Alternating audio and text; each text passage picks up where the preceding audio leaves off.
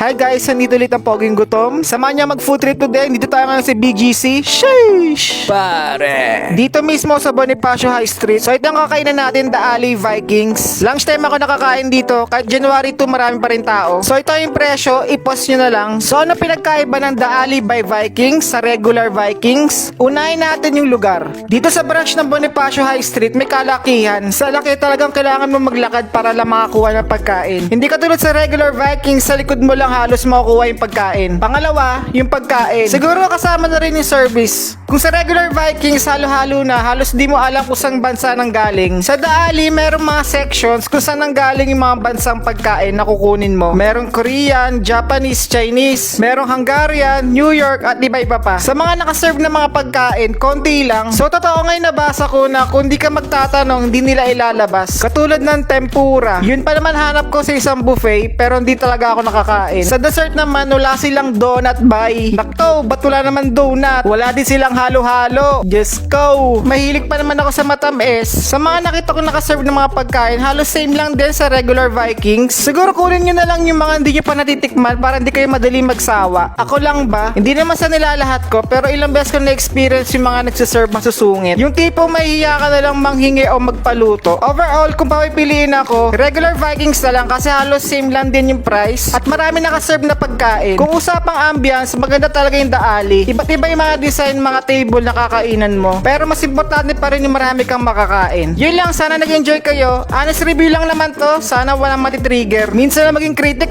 pagbigyan nyo na. O siya, sige na, follow for more!